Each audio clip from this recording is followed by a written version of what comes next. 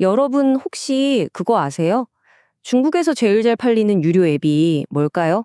힌트를 좀 드리자면 게임? 아니고요. 뭐 생산성 향상시키는 앱? 그것도 아니에요. 정답은 진짜 상상도 못 하실걸요? 만약에 내가 혼자 사는데 나한테 무슨 일이 생겨도 아무도 모른다면 어떨 것 같으세요? 생각만 해도 좀 오싹하죠? 바로 이 섬뜩한 질문에서 오늘 이야기가 시작됩니다. 바로 이 앱입니다. 이름이 죽었나요? 해요.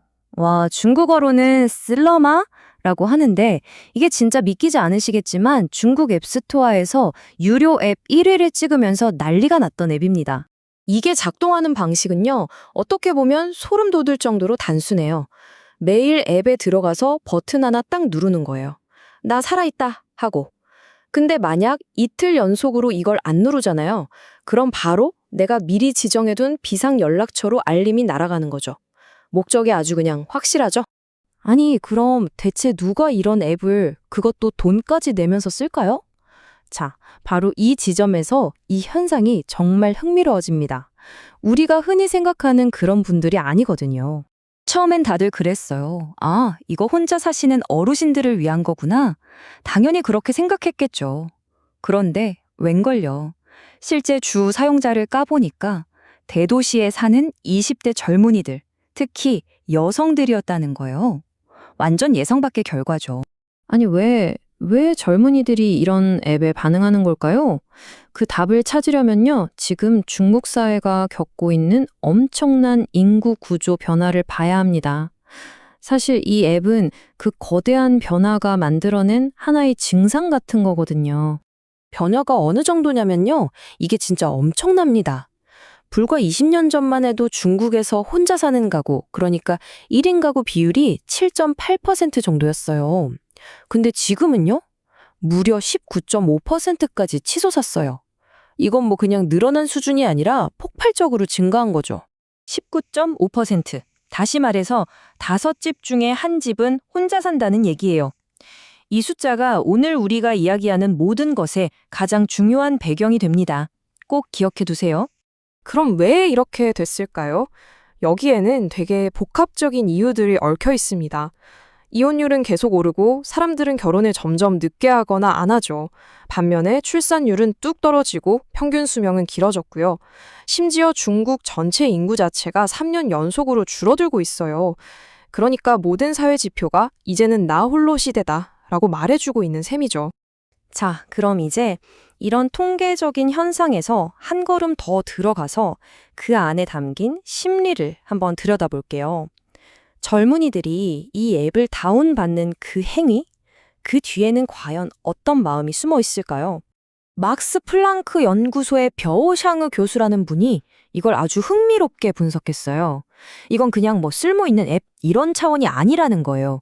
이걸 집단적 설치 예술이라고 표현했는데 와, 시각이 되게 독특하죠? 그럼 이 예술이 표현하는 게 뭐냐? 바로 조용한 비관주의라는 겁니다.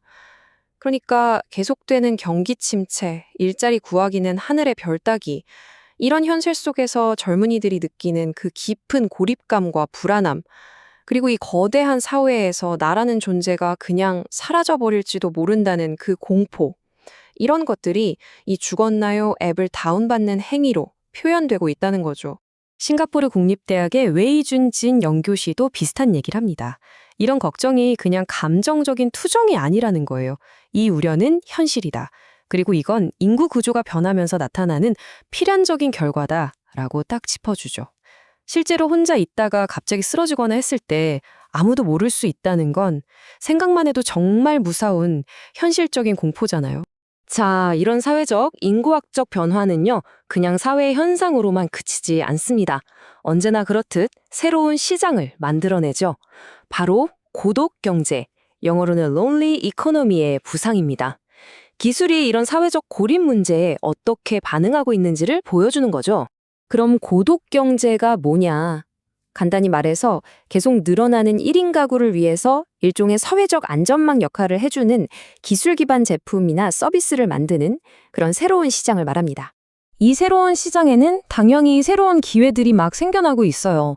예를 들면 1인 가구를 위한 모니터링 시스템이나 웨어러블 기기 같은 안전 기술 분야, 또 디지털 상담이나 AI 친구처럼 정신 건강을 돌봐주는 플랫폼도 있고요.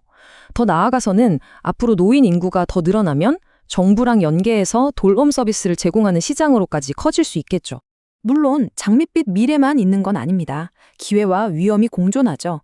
시장 쪽을 보면 1인 가구의 수요는 분명히 커지고 있지만 경제가 계속 어려워지면 사람들이 지갑을 닫을 수도 있겠죠. 구매력이 제한될 수 있다는 리스크가 있고요. 또 다른 큰 리스크는 바로 규제입니다. 만약에 정부가 젊은이들의 이런 비관주의가 사회를 불안하게 만든다고 판단해버리면 이런 앱들을 검열하거나 막아버릴 수도 있는 거니까요. 자, 그래서 오늘 이야기의 핵심을 다시 한번 정리해 볼게요.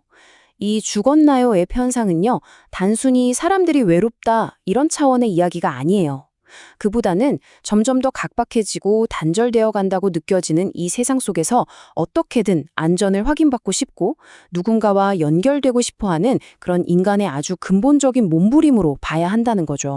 마지막으로 이 질문을 여러분께 한번 던져보고 싶네요. 과연 이런 기술들이 우리가 겪고 있는 단절의 문제를 근본적으로 해결해주고 있는 걸까요? 아니면 그냥 아프긴 아픈데 일단 급한 대로 증상만 관리하게 해주는 임시 방편일 뿐일까요?